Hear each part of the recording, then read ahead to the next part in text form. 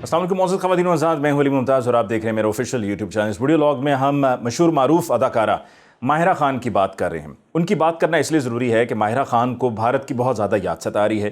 وہ بار بار بھارت میں جا کر کام کرنے کی خواہش رکھتی ہیں اور اس کا اظہار بھی کرتی رہتی ہیں، اور پھر اس کے بعد یہ بھی کہتی ہیں کہ میں نے جو کام کیا وہ میرا یادگار تجربہ تھا، میں ایک بار پھر کام کرنا چاہتی ہوں، لیکن پھر میں سوچتی تھی کہ لوگ کیا سوچیں گے، لیکن اب میں نے یہ فیصلہ کیا ہے کہ لوگ کیا سوچیں گے میں اس کی پرواہ نہیں کروں گی۔ یعنی کہ آپ لوگ، آپ سب دیکھنے والے، آپ سب ان کے فینز، آپ سب ان کے فالوورز، وہ کہہ رہی ہیں کہ جی میں اب ان کی بات نہیں کروں گی، میں یہ نہیں دیکھوں گی کہ وہ کیا سوچتے ہیں، اور میں اس طرح کے سیاسی معاملات سے اپنے آپ کو علیحدہ رکھوں گی۔ ان کو لگتا ہے کہ یہ سیاسی معاملات ہیں، اور اگر مجھے وہاں سے کوئی آفر ملے گی تو میں وہاں پر کام ضرور کروں گی۔ تو ماہرہ خان کے فینز ایک بار پھر پھٹ پڑے ہیں، اور ان کا پھر یہ کہنا ہے، انہوں نے غم و غصے کا اظہار کیا ہے کہ جی آپ نے جا کر بھارت میں کیا، آپ نے امریکہ میں جا کر کام کرنا ہے، آپ نے جا کے رنبیر کپور کے ساتھ تصویریں بنوانی ہیں، جو مرضی آپ نے کرنا ہے کریں، ہمیں اس پر کوئی اعتراض نہیں ہے، کیونکہ ظاہری بات ہے آپ نے کام تو کرنا ہے، چاہے آپ یہاں کریں، چاہے آپ وہاں کریں، یا چاہے آپ کہیں اور کریں، لیکن جہاں پر آپ جا کر کام کر رہی ہیں ذرا یہ دیکھ لیجئے، ذرا یہ سوچ لیجئے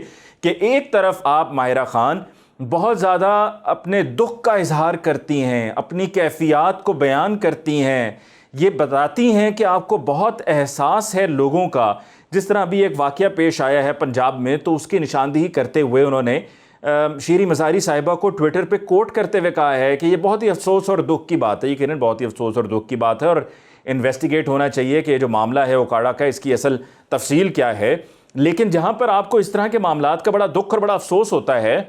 وہاں پر آپ کو کیا تب دکھ اور افسوس نہیں ہوتا کہ جن کے لیے آپ جا کر کام کرنا چاہتی ہیں، کہ جن کے لیے جب آپ کام کریں گے تو آپ کو معاوضہ تو ملے گا، لیکن آپ کے کام کے کرنے کے بعد جو انہوں نے پروڈکٹ تیار کیا ہوگا، اس پروڈکٹ پہ وہ کتنے کروڑوں یا کتنے اربوں وہ کمائیں گے، اور وہ کروڑوں اور اربوں جو ہیں وہ کما رہے ہیں، وہ ان لوگوں کی جیبوں میں جا رہا ہے، اور اسی اربوں کروڑوں سے وہ ظاہری سی بات ہے بھارتی حکومت کو ٹیکس بھی دیں گے۔ میری بات ذرا توجہ سے سنیے گا، جو میں کہنے جا رہا ہوں، جو بات میں کہنے جا رہا ہوں یہ حقائق پر مبنی ہے، یہ کوئی من گھڑت گفتگو نہیں ہو رہی ہے کہ جس پر میں کوئی پروڈیوسر ہوں یا میں کوئی ڈائریکٹر ہوں اور میری بات نہیں مانی ماہرہ خان نے تو میں یہ ساری باتیں کہہ رہا ہوں۔ آپ خود سوچیں کیا یہ حقیقت نہیں ہے؟ ذرا ایک دفعہ پھر سنیے گا، توجہ فرمائیے گا برائے مہربانی، کہ ماہرہ خان کام کریں گے بھارت میں کسی کے لیے، وہ اس سے کروڑوں کمائیں گے، اربوں کمائیں گے۔ جب وہ کروڑوں اربوں کمائیں گے تو اس میں سے وہ بھارتی حکومت کو ٹیکس بھی دیں گے۔ کیا کریں گے؟ بھارتی حکومت کو ٹیکس بھی دیں گے، اور وہی بھارتی حکومت اس ٹیکس کی مدد سے وہ جو ان کے پاس پیسہ اکٹھا ان کے غلے میں ہوگا، ان کے خزانے میں ہوگا، اس سے وہ ہتھیار خریدیں گے، اور وہ ہتھیار خرید کر کیا کریں گے؟ وہ نہتے کشمیریوں پر جو مقبوضہ وادی میں رہتے ہیں، جو اپنے حق کے لیے آواز بلند کر رہے ہیں، جس طرح ابھی فلسطینی اپنے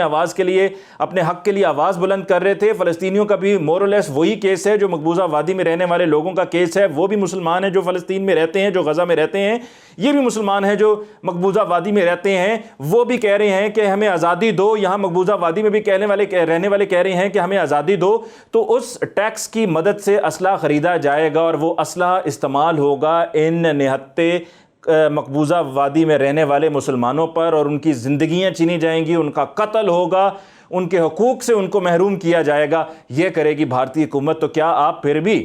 ان کے لیے کام کرنا چاہتی ہیں؟ کیا پھر بھی آپ اپنا شوق پورا کرنا چاہتی ہیں؟ کیا تب بھی پھر آپ یہی کہیں گے کہ جی لوگ کیا کہیں گے، لوگ کیا سوچیں گے، میں اس کی پرواہ نہیں کروں گی، مجھے اگر کام کرنا ہے تو میں کام کروں گی؟ میں نے کہا آپ نے کام کرنا ہے، آپ ضرور کریں کام، وہ آپ کا اپنا فیصلہ ہے، آپ کی اپنی مرضی ہے۔ لیکن پھر یہ جو آپ ایک لبادہ اوڑھ لیتی ہیں نا احساس کا،